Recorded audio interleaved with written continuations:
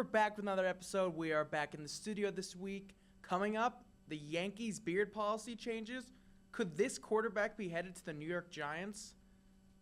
Mets pitching rotation already down 2 arms. And some Jets offseason breakdown coming up right now. As always, like, comment, subscribe, follow us on all our social medias, Big Apple Breakdown on everything. Thank you for the support. Okay, so the first topic I want to get into is technically something that has nothing to do with sports. The Yankees changed their facial hair policy. I'm sure all of you have heard about it, but you can have a beard on the Yankees now.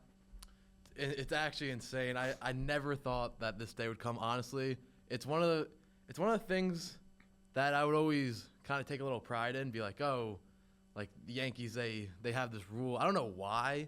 Like last year, I remember I didn't have a beard at all last year. I shaved my face pretty much every day, and I had the mustache all last year just because I was like, oh, I'm a Yankees fan. I gotta join in and do it.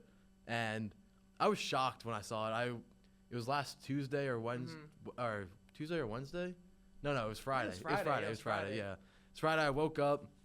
I was just like chilling, and I look at my phone, and it's a Jeff Passan tweet.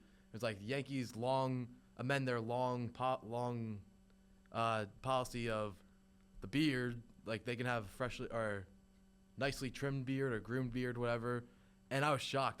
It was one of the crazier things I've ever seen. Yeah, I mean, I was caught off guard. This rule has been in place since 1976 by George Steinbrenner. His son Hal now owns the team. And yeah, like you said, I never thought this day was coming. This is talked about, if you're talking about the Yankees in a barbecue setting or the family setting, this probably gets brought up every once in a while, how, it's stupid, they have to have a beard. And I think most people like it. We're Yankee fans and we like the tradition, so we're not fans of it. I don't really think it matters that much to me. Like, I've seen people say this could impact free agents. I even posted a poll about it, and the majority of you guys agreed that this doesn't change free agent coming or not. In my Judge even said it, like, if this was stopping you from coming to the Yankees, you're probably not the best fit for the team anyway.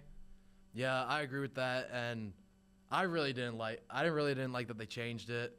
I know you didn't hate that they changed it. I didn't hate right? it, and I mean, look, I just want these guys to be comfortable. I remember Lance Lynn hated it, and I can't prove this, but I said this to you just when we were talking. Alex Verdugo had his worst year of his career, and he didn't have the beard. You did say that, and I pushed back on that a lot. I don't know. I'm a little bit stuck in my ways when it comes to the Yankees and their tradition. Like, I said that this could snowball, and now we might get an alternate jersey or something, which a lot of people would like, but I don't know. I'm fine with the alternate jersey. I'm not okay with the names being in the back. That could never happen. That's the one that could never happen. I would have a huge issue with that. Also, they've already started altering the jerseys a little bit. When Majestic had the rights to the jerseys, the Yankees were the only team that didn't have the logo on the jersey. Now that Nike took over, they have that. They also have the sponsored patch on the shoulder. So little changes that I guess are breaking the Yankees tradition, and I for one don't like it. I don't like it in any sport. Like nowadays, when you're especially watching the NBA, you don't know what teams are playing sometimes just by looking at the TV, because you got the Pistons or Hawks, like the Hawks playing in a light blue jersey. Like I don't know. I just don't like some of that stuff. I get that about the alternate jerseys. But so I actually give Hal Steinbrenner a lot of credit for this, because this was his dad's rule. His dad was very strict about it. George would make guys shave in between innings. He was very on it. He had a military background, so that's where that came from. And if I was Hal, I would never have the balls to change this rule. Yeah, it's like something you that have no idea what your dad thinks about it. Yeah, something that your father implemented and put in, and it's one of his traditions, and you would think that he would want to carry it on. But it sounds like that Hal said he's like, if this was ever in the way of getting a good free agent player, then it had to be changed. Like, the Yankees are about winning, and you have to adapt to the times. I mean, look, I listened to Michael Kay. The Yankees used to wear suits no matter what, whether it was July or August, 100 degrees out. They don't do that anymore. They're adapting to times, and, hey, man, really, I don't give a damn what kind of face hair you have. Let's just win a World Series. Yeah, that's honestly. my mindset. And in every league, players used to wear suits, and then it started with the NBA. The NBA took away that policy. Yeah, coaches don't do it. But like even players would wear suits going into the arena and stuff. And then, yeah, really during COVID when coaches stopped wearing suits, now players and coaches can pretty much wear whatever they want. And, the players, so Judge isn't going to grow a beard. So we all assume Devin Williams is going to be the first one to grow a beard, and Rodon. But it's interesting. If Aaron Judge and Aaron Boone aren't growing beards, the two leaders of the team, is a young guy going to grow one? That's what I'm wondering. Yeah. It's going to be interesting I can see Austin Wells. He said he said he's not, but, I mean, I heard something that he grows his facial hair pretty quickly, so I could maybe if he could get a little bit more laxed with it, and after like 3 days maybe have more than what they were allowed to have back in the day. Well, now, so is it up to Aaron Boone if someone has a horrible beard? Is like, hey, like clean that up. That's what I'm and ownership.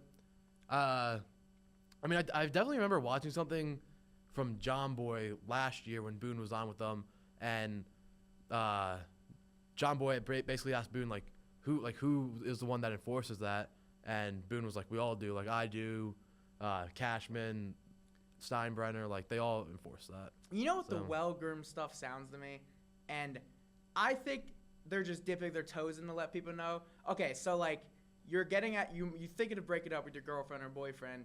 You first say let's go on a break. That happens a lot of the times where you say, all right, let's go on a break before you fully end the relationship. That's what this felt like with the facial hair policy. I'm thinking in 2 years you can grow whatever you want. Well, I think they just said well-groomed because you have to say something. Like, they weren't going to say, okay, just grow out whatever facial hair you can. Like, there are definitely going to be some players that push the limits on this. Do you ever think that happens where Boone has to tell a guy to change his facial hair?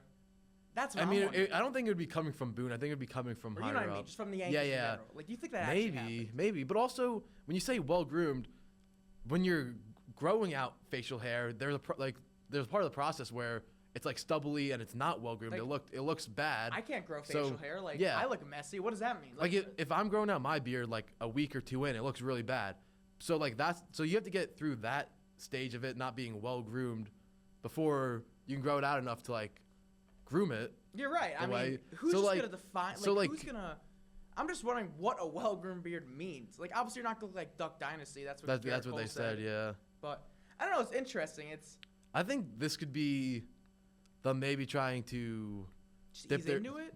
Well, ease into it, but also maybe dip their toes in the Vladdy sweepstakes next year.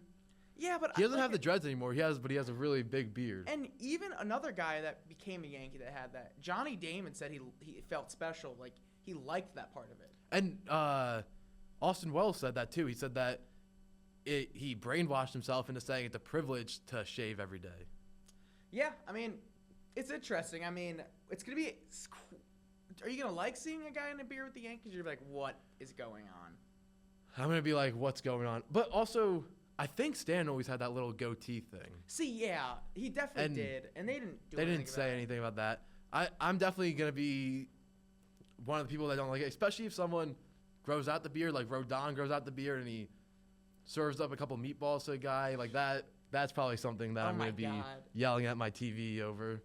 Okay, so now let's actually talk about the spring training, and we talked about it last week, but Giancarlo Stanton's tennis elbow. By the more stuff I hear, the more worried I'm getting about this. Me too. They said that he flew back to New York this week. They said for personal reasons, but everyone's speculating it could be getting a second opinion on that. What does that even mean? Like, I don't know. Like, they're leaving everyone in the dark. Boone said that it was personal reasons, and Stan could speak about it if he wants, but that's where Boone was leaving it at. Did you see? I forget her name. Very big TikToker, female Yankee fan. Is her name? I can. Do you know what I'm talking about? I know exactly what you're talking about. She made a TikTok posting about, is he contemplating retirement? And I'm like, whoa. Like, there's no way. I don't know about that. She had a whole theory, but I'm thinking he's missing till the All-Star break. Like, that's where I can see this going. Is he need a surgery or just, I don't know how, like. But I don't think you get surgery on this. And if you get surgery on this, it's definitely got to be season ending, probably, right? Yeah. I saw something on Foul Territory today. They were saying, they were speculating. It's all speculation because no one knows what's going on in this. That he could be missing the whole season, and like you have something like that, the Yankees are in big trouble. Oh yeah, if he's out the whole year, I mean, oh god, literally that's the worst nightmare. I don't think that's the case. I just don't think he's gonna play for a long time. You're probably looking at the majority of the regular season. without Stanton. And literally, this is unfortunate And then ramping to say, up for the playoffs, that's literally I the guess? goal at this point. In a way, in my eyes, is that, all right, because, Stanton, he's also not a guy that once he's back, he's back. It takes some time. Yeah, he's got to settle in a little bit. He's a guy that struggles a lot when he first comes back, which, a lot of baseball players do. Yeah, it's getting back in very the swing of routine things, sport. yeah. But I'm worried. I mean, this is just now the Yankees, like with 2 holes, the DH anyone could guess. Dom Smith, who's actually played kind of well in spring training. I saw Joel Sherman today say the Yankees believe Ben Rice could hit in the middle of the order this year.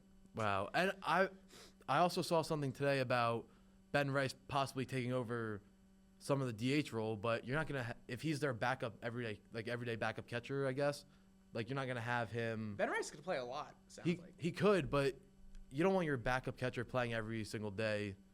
It's basically what thing I was watching today was saying. I don't know.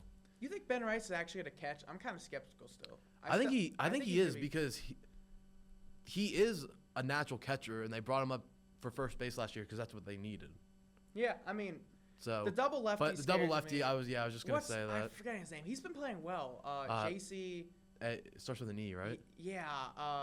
Like E.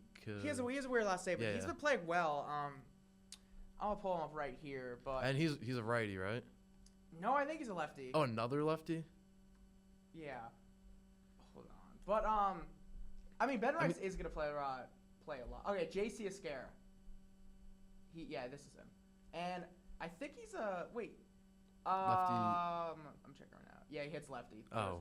So another lefty. So we just got all these lefty catchers. Alex Jackson's the only righty catcher, I believe. He was in the Trevino deal. Yeah, he's not something that you want to be your backup catcher, to be honest with you. He's like 120. But, yeah, that's something to watch for, who the backup catcher is. It's kind of anyone's game. But I think Ben Rice is going to platoon at everywhere. First base, give Goldschmidt a day off.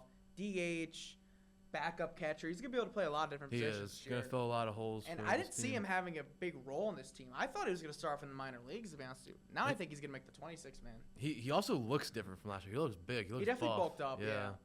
And he probably had to bulk up because coming into camp, he thought he was going to break camp maybe as their backup catcher. And, you need to be a little bit more bulked up than if you're playing first base. So, obviously, I think every Yankee fan is looking at Jason Dominguez this spring training. He's been hitting decent, but, left field, we were watching that game Sunday, I believe it was, and he had he had one where he just lost the ball completely.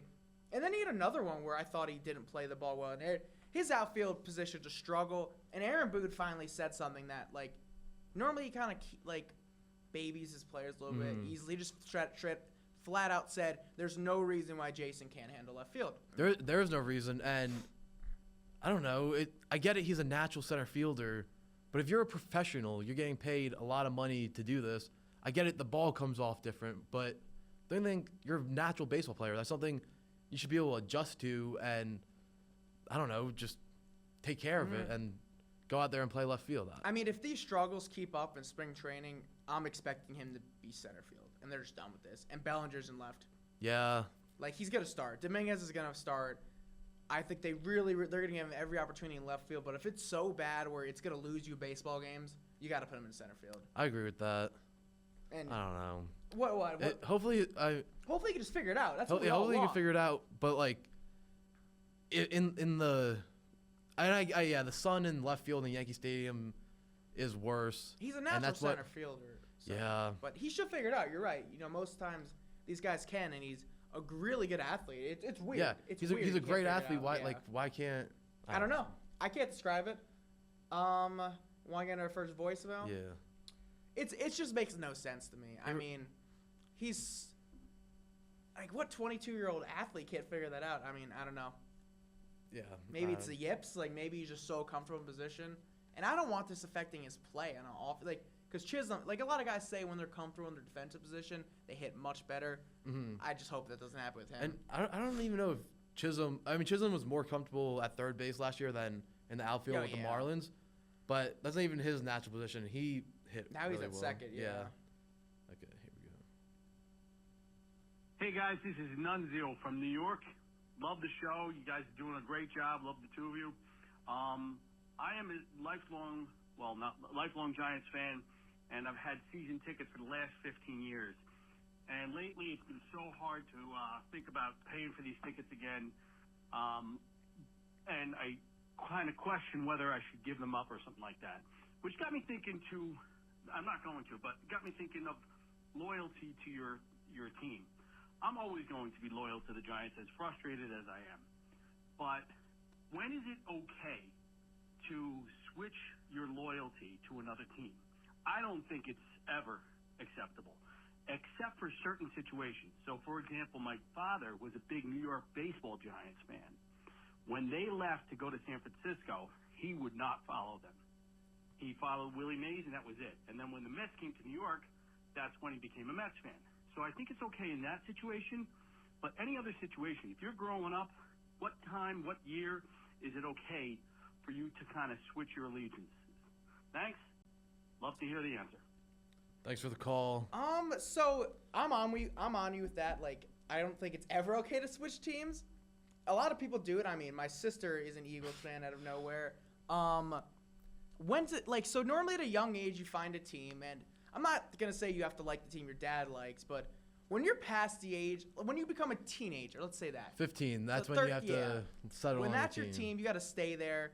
But I can't stand bandwagons. Like, what's sad? Like, what gets me through like being a Giants fan, I'm sure this gets you through being a Jets fan. When the moment comes when they are back and winning, it's gonna be the greatest feeling ever. I was just gonna say that because he's asking about selling his season tickets or whatever, giving them up, and I was gonna say don't do that because it's gonna be worth it when you get to reap the benefits of watching the Giants win some important ball games. Yeah, he'll never do that.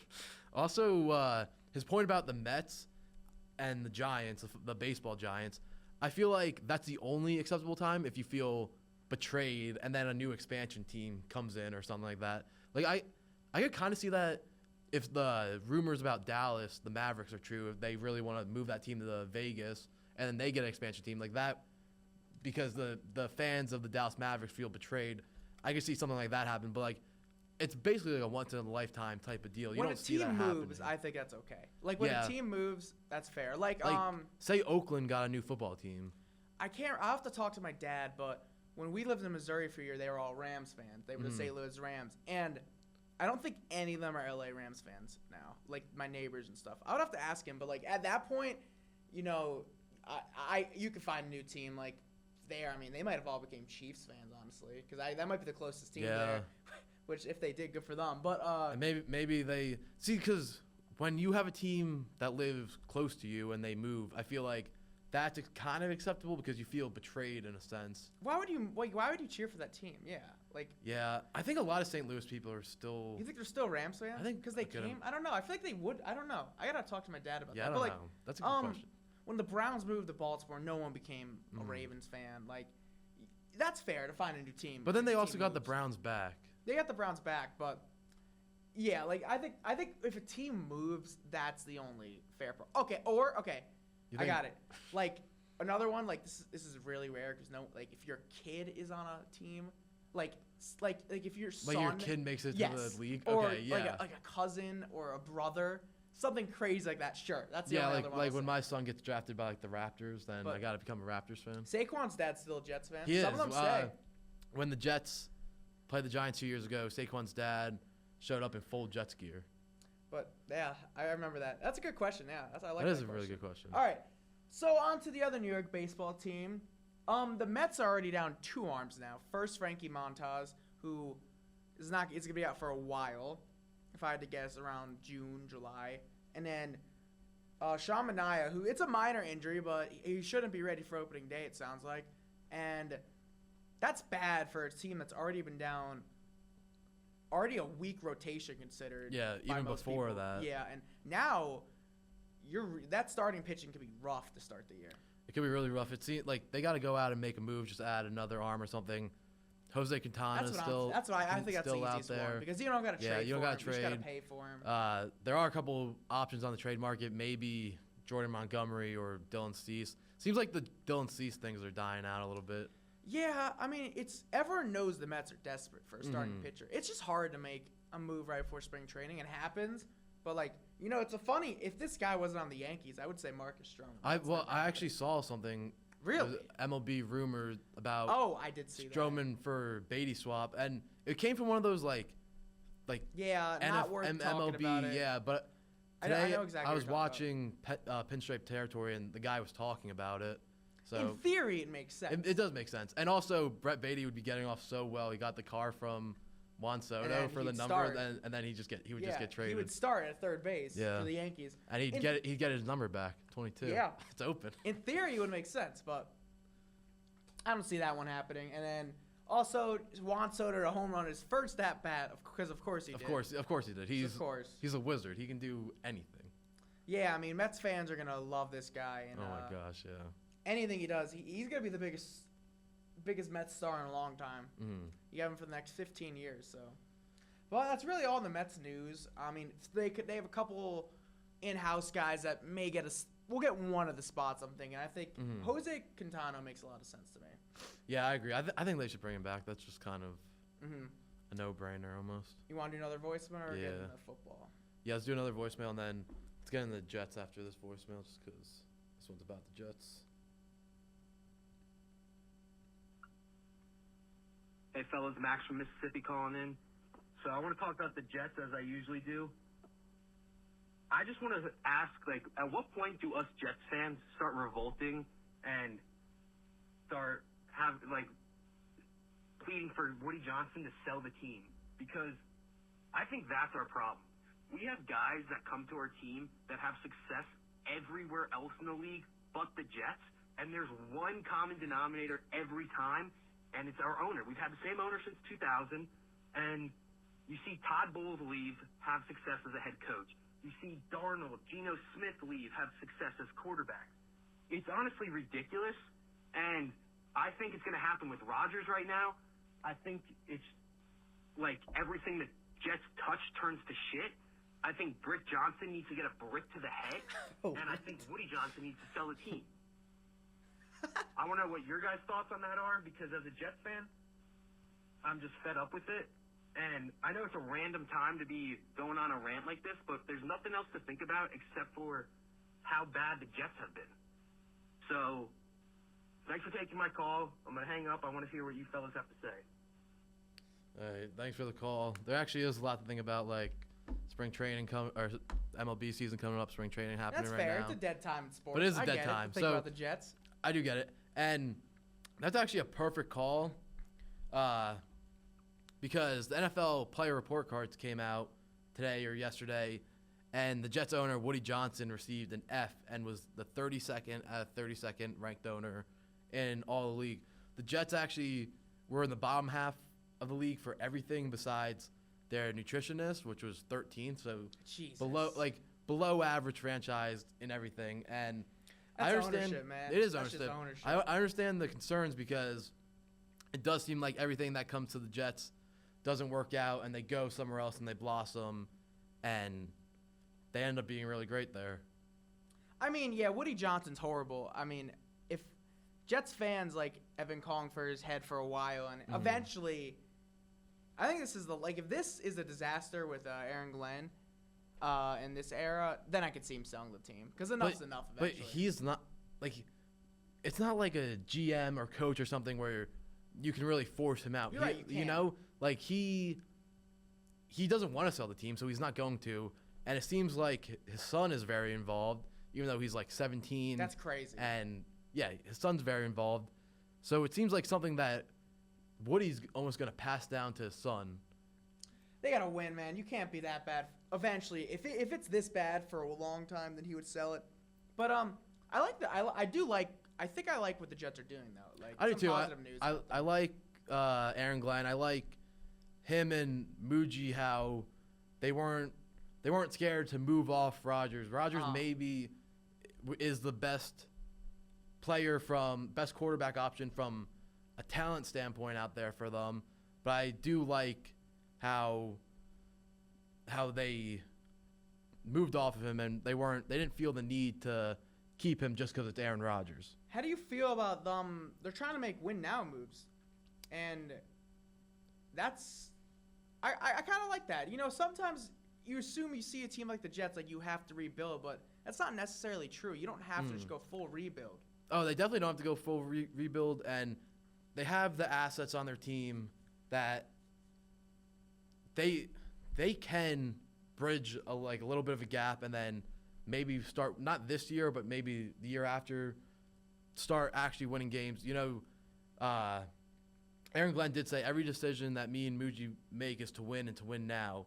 But Justina Anderson's reporting that Tyrod Taylor has a lot of support in the building to be the Jets starting quarterback that's crazy. next year. No so shot, like, I'm thinking. So like that just doesn't align to me. No, like unless you draft one, because I saw it in Mel Kiper's latest mock draft.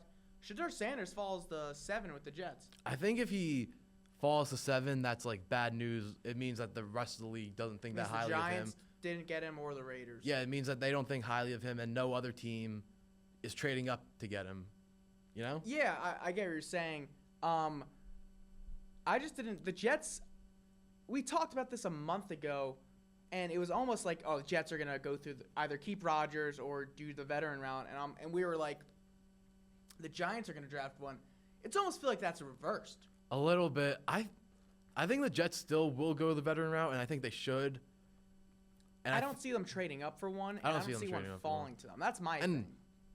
I think, if anything, they should stay at 7 and draft for maybe offensive or defensive line, or they should trade back and just try to accumulate more picks. Yeah, if you're not in love with the player, I like the trade route. Because I saw a report from Schefter today, and he was basically saying that a player that you're going to get at 13 would be a player that you're getting at like 35 in most drafts, meaning that, and he was basically saying that there's not a lot of top talent, but it's very like depth heavy. It's tough to trade down unless one of those quarterbacks are there. And a team that needs a quarterback would trade up.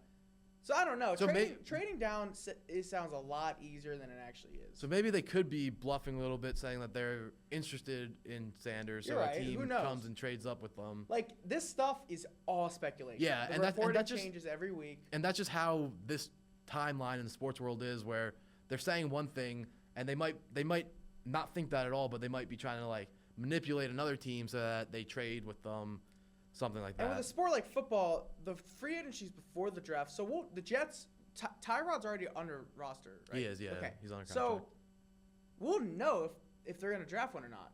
Because they're going to sign. If they don't sign one, then you're like, okay, they'll probably draft one. If they sign one, then they're not going to draft one. That's so we'll true. have the answer. Yeah, we will have the answer by draft night. And who knows, maybe they trade up. I mean, they wouldn't trade up now. They would trade up in about a month or so. Yeah, because I don't know what the Titans are doing. The Titans just are changing their stance, it seems like. I don't think they know what they're doing And yet. it seems like they might be giving Levis another shot. Why? Jesus. That's what I would have never thought that. There's a lot of mocks. There's not a lot of mocks saying that they're taking a quarterback. A lot of them are saying Abdul Carter. I mean, Levis, I thought they would be done with him, but hey, I mean, maybe, but if you don't love a quarterback, don't take him. Like, they're not going to go with the veteran route. I feel like they would just go with Levis. I mean, you could just. I feel like you got to bring in competition if you're going with Levis. That's true. Yeah. Like one of those backup lower yeah, level. like one of those guys that may have a job, like Russell Wilson. Like seriously, like I don't think we're like. I kind of want to talk about the veteran quarterbacks. I don't think Russell Wilson's gonna have a job for him. Derek Carr, I don't think he's gonna have a job for him. I think Derek Carr's gonna. I think Derek Carr's gonna stay. Really, I think he's gonna. That's a report I saw. Least. That's a report I saw today. I don't know. I mean, who knows with them? And you never know with any of this stuff because like it is all just speculation and teams saying one thing. So maybe to make people think one thing, so then they can go do another thing. To me, I think Justin Fields might be headed to the Jets. I hope so. I really hope so. I because can see that one. That's one of the only veteran options where it's like we don't really know what this guy is, so it is a little bit more excitement. And I know a lot of Bears fans, when the Bears moved off of him, they were reluctant and they said no, like we like Fields, he's shown some growth and we want to keep him around. But you couldn't pass up on Caleb Williams. I think what the Jets could maybe offer him that not a lot of teams can is, so it would be Tyrod Taylor and Justin Fields to be like, hey, we know you got benched last year, you're our guy the entire year. A lot of other teams probably can't guarantee that because they may have a draft guy and they may have better competition.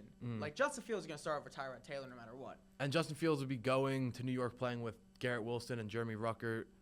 I know for sure he played with Wilson. I think he played with Rutgers. Okay. And at Ohio State, guys that he's familiar with, and maybe it'll make him more comfortable. Mm-hmm. So.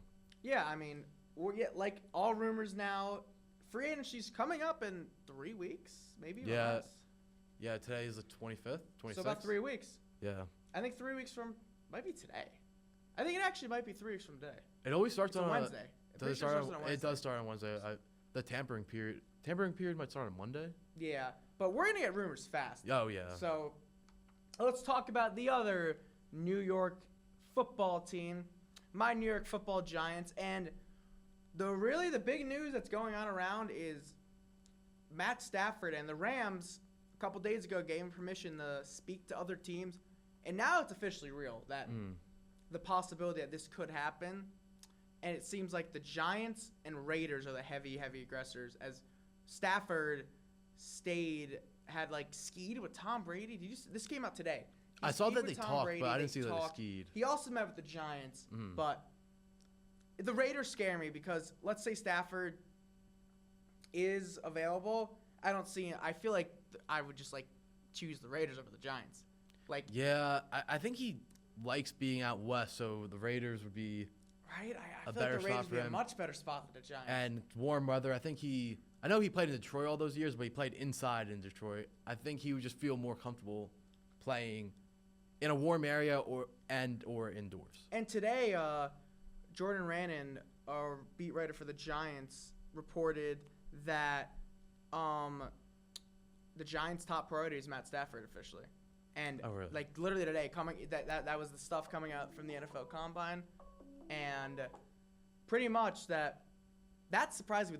So he still said it seemed like the most likely scenario is the Rams. But the Giants are going to go for Stafford, and if they get him or not, they'll go from there. Yeah, I thought that the most likely scenario is the Rams. And I feel like for Stafford, unless you're just going to try to get a payday from somewhere, I feel like that makes the most sense for him. Yes, you're right. It gives you the best yes. opportunity to win. He likes it out in L.A. It seems like his wife likes it out in L.A. So, and every single time, because I'm officially in Stafford the Giants. I think that might be what I want the most. And every single time I think about this, I just go back. Why would Stafford want to go to the Giants? I just don't see why he would do that. They hired his brother-in-law, which is kind of crazy.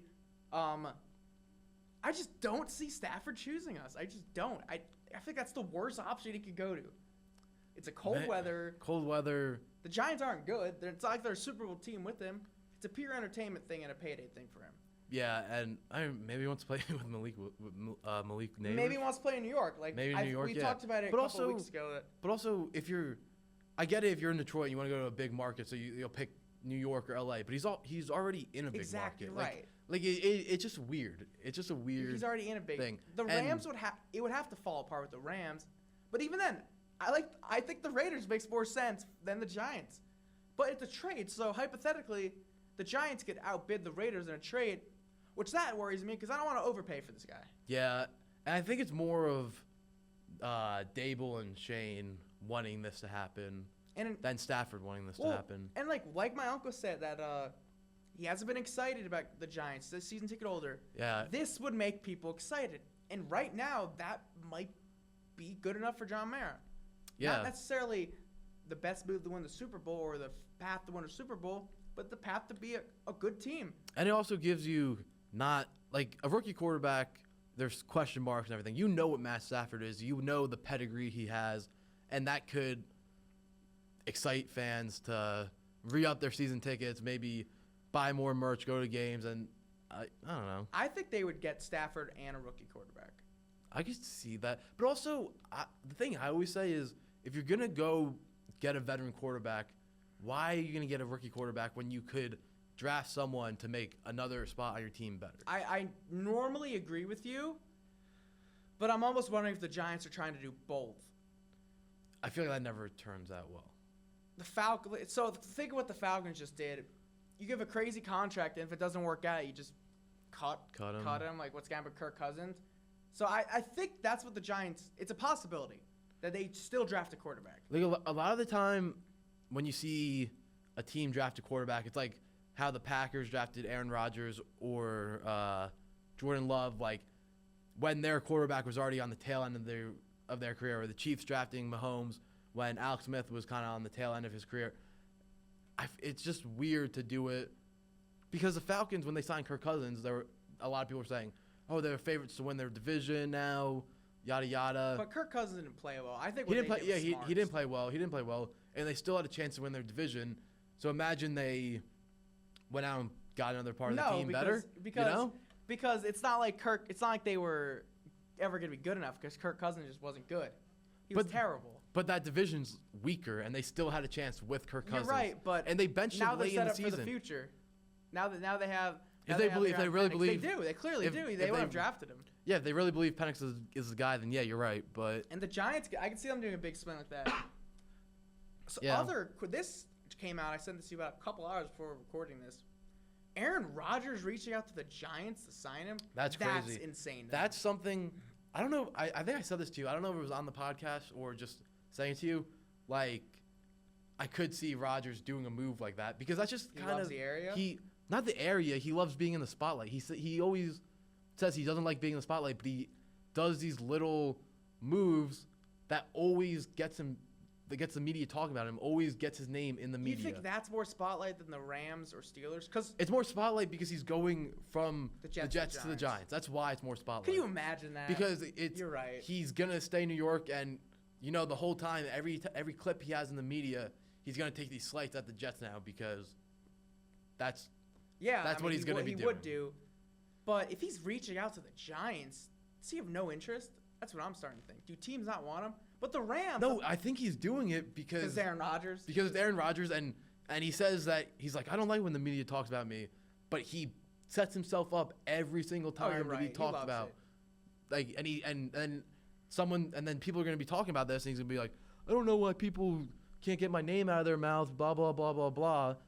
But he sets himself up every time. But Schefter said, Schefter, I've been listening to him a lot. He said that if the Rams move on from Stafford, Rodgers becomes a real possibility. Yeah, that makes sense. It does because he's just plug in piece right there. Plug in piece. Also short term. Also from the area, he'd be able to bring Devontae Adams over with him if he gets cut by the Jets, which he probably will end up getting cut. Yeah. The Jets will save a lot of money, and it doesn't seem like Devontae Adams really wants to be there. So that makes sense. I'm just a little confused because this one team's confusing me. So the Giants and Raiders just came out as the two heavy aggressors for Stafford, and I'm not seeing the Steelers linked to Aaron Rodgers as much either. Why is that team not going all out for one of these guys? Yeah. You think they're going to bring back Wilson or Fields? Like, that's a terrible idea. I can't see that.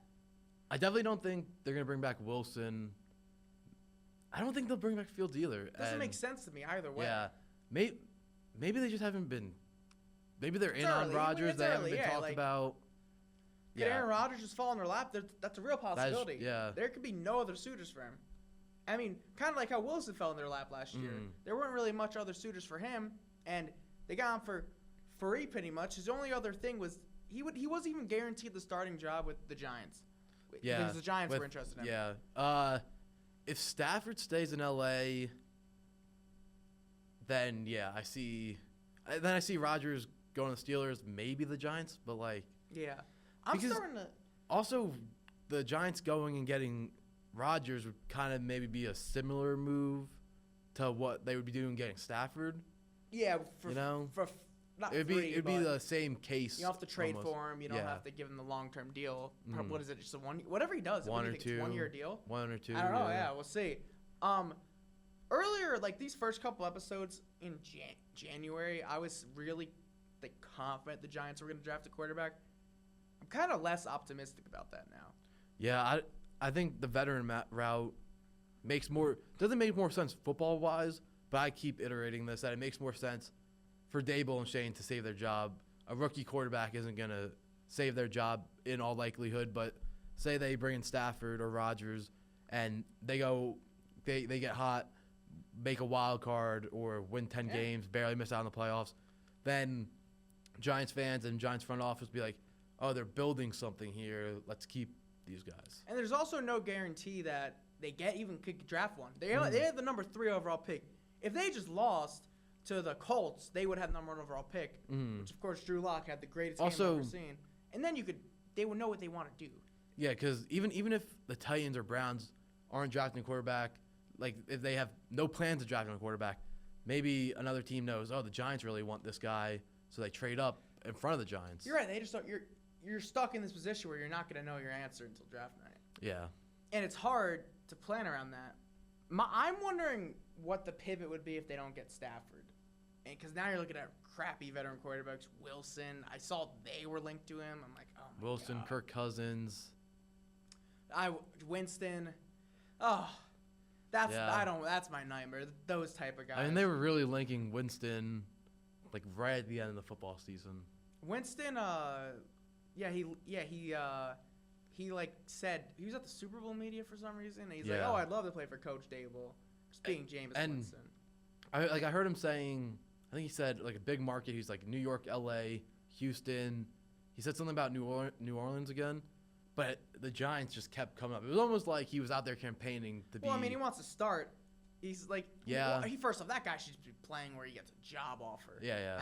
Like it's not like Jameis Winston could choose where he's playing. To be honest with you, if he is the quarterback, dude, just If he wants to be shown. if he wants to be a backup somewhere, I think he could choose yeah, where he's playing. But if he wants to be, backup, of course. but if he wants to be a starter, yeah, obviously no. If he is the starting quarterback for the Giants, then there is a 0% chance Dable and Schoen Oh, are here. they might as well That's fire it. them. They might as now. well just They might as pack their well- bags, put the house on Zelle or whatever, and move Zelle. on. Zelle. Is that That's like a money sender. I'm an idiot. I don't, Zillow? Zillow. That's what I bet. Zelle. Put the house on Zillow and start looking at new job opportunities. Download LinkedIn. All right, let's get into our This is our last voicemail. voicemail.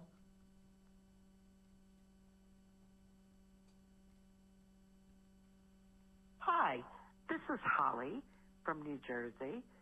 Question: when are we going to hear an update about Stanton? I know I called in about this last week, but I really think they're making such a big deal over tennis elbow.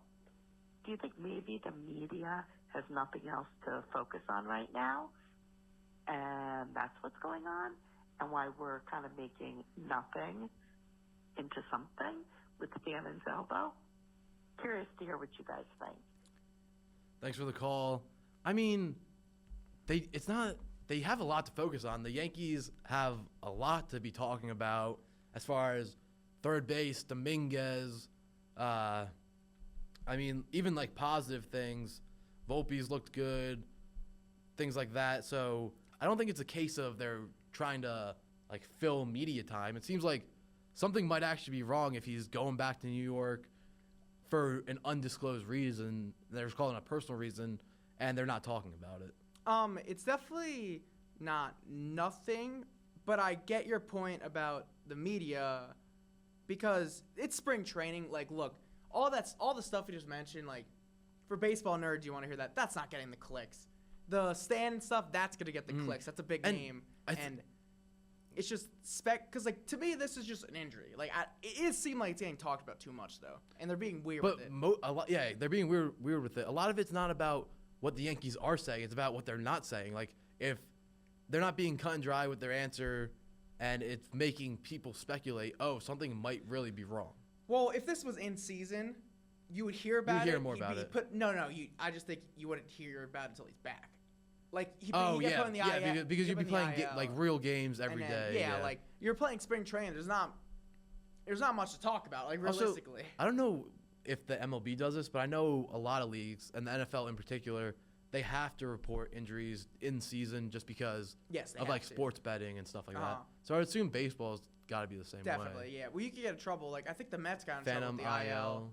Like, the Mets got in trouble with their IL stuff 2 years ago. They used it wrong, pretty much. I think we have one more call. I thought my uncle called. Do we? Yeah. Okay, perfect. Yeah, All right, my we'll get into bad. this. I totally, You're good. I totally missed over it. I got you, Uncle Chris. Yeah, that's my bad.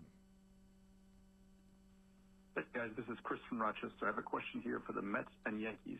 Who are your breakout players on each team, MVP for each team, major disappointment for each team, and maybe a new superstar for each team from their current rosters? Thank you. Okay. let's do breakout player for each team. Let's go with the Yankees first here. I've been high on this guy forever. I'm still gonna go Jason Dominguez. I really think he might have the Rookie of the Year type season, 25 plus home runs.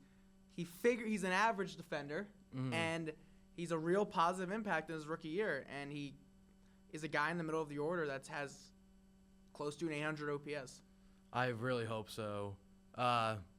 Seems like he can really hit, and seems like he could play a good center field. Hopefully he can figure out this left field thing, and then this all blows over, becomes a non-story.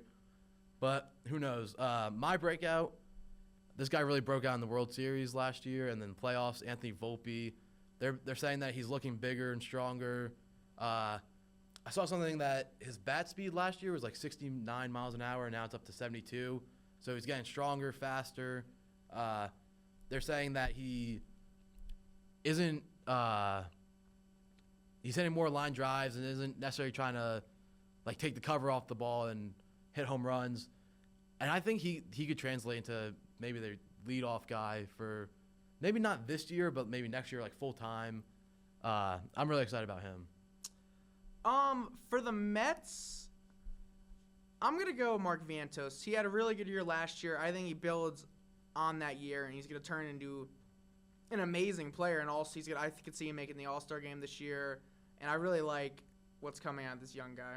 Honestly, I would say him too, but just to say someone different and in a position of need for them, I'm going to say maybe not necessarily breakout, but solid year for what they're expecting. I think Clay Holmes maybe proves that he could be a starter because the stuff translates to be better for a starter than, one inning kind of guy. So okay.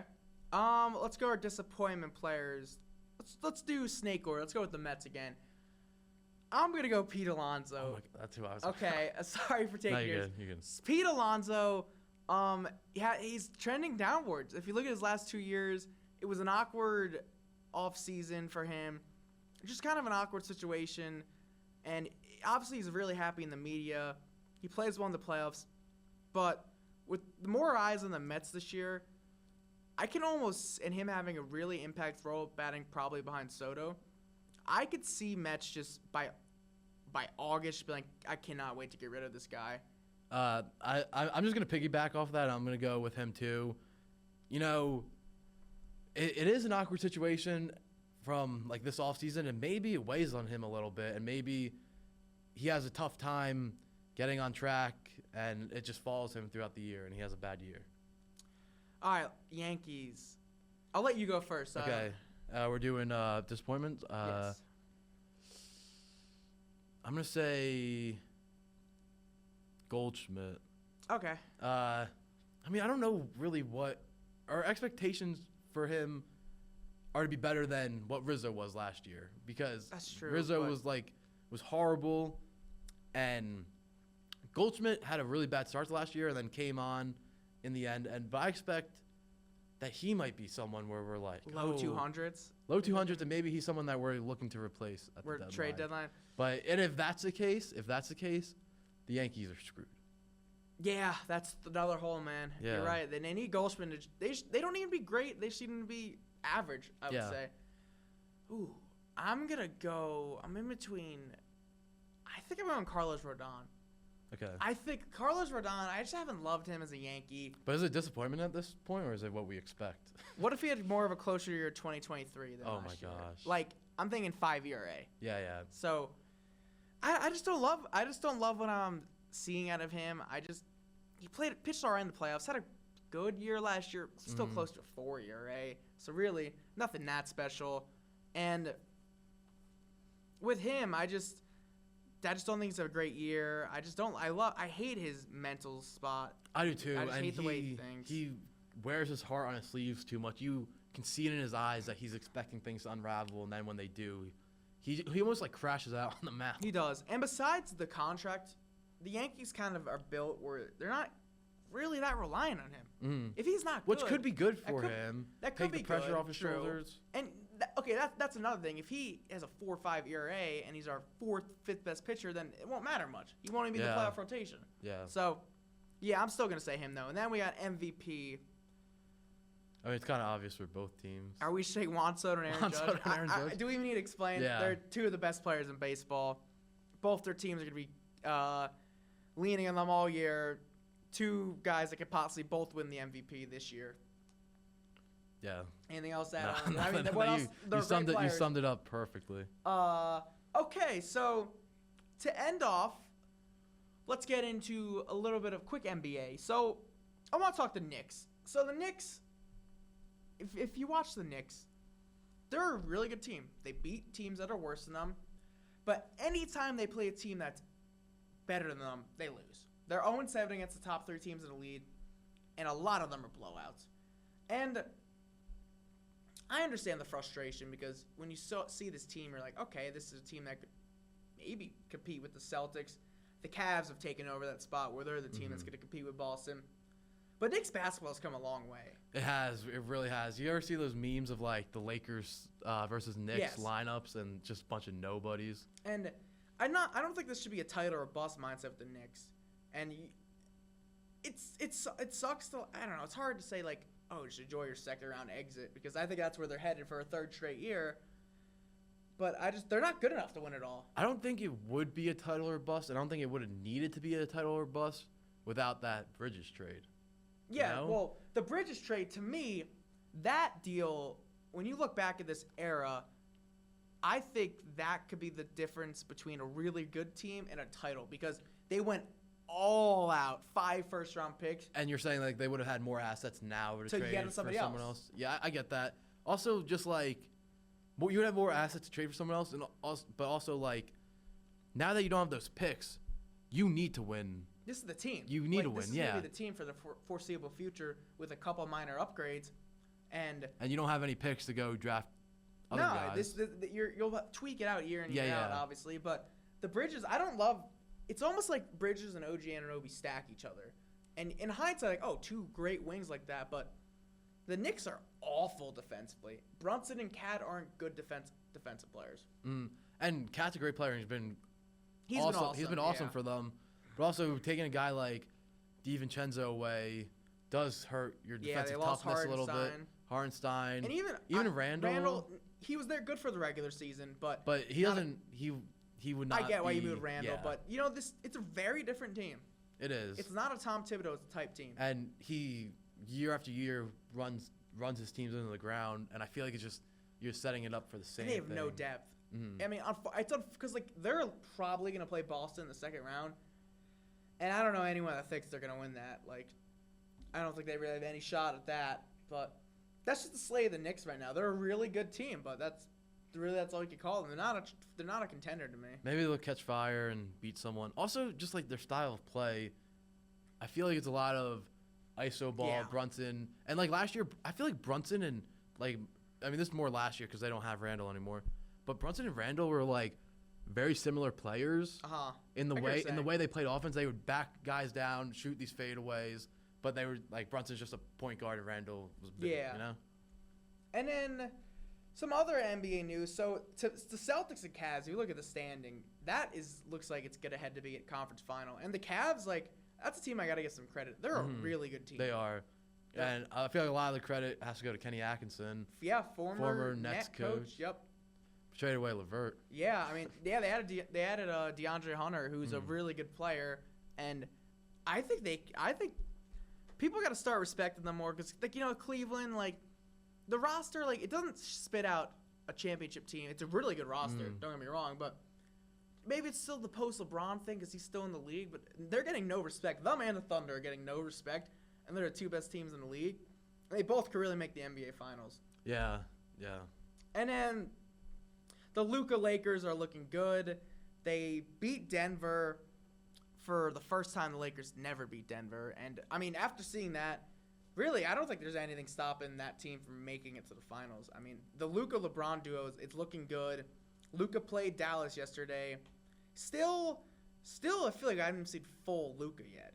He had a really good game in Denver, but he's shooting. His shot's not even looking that great yet, percentage-wise. So Yeah, and I think it's gonna be scary. they totally shut down Jokic, which Yeah. is like it's surprising mostly because doesn't Jokic usually torch them? Yes. He When always Anthony torches Davis them, was on the and team. yeah, and they don't have a big who you'd say like could really stop him, and they still shut him down. That's honestly credit to JJ Redick. Yeah, and his, a guy that was doing what we were doing right now last year. JJ Redick is an awesome coach. I mean, that guy's a psycho. He wasn't said, built for the podcast game. He He had said to go that coach. he didn't sleep for 2 days game planning for the Denver game. That's That's insane. insane. Like, he's built to be an NBA coach. He's a genius. Yeah, not built to be a podcaster. Yeah, but let's think. Any other news we missed? No, not really. I think we covered pretty much everything. Yeah, let's think what's coming up. So more spring training. We'll hopefully get more in.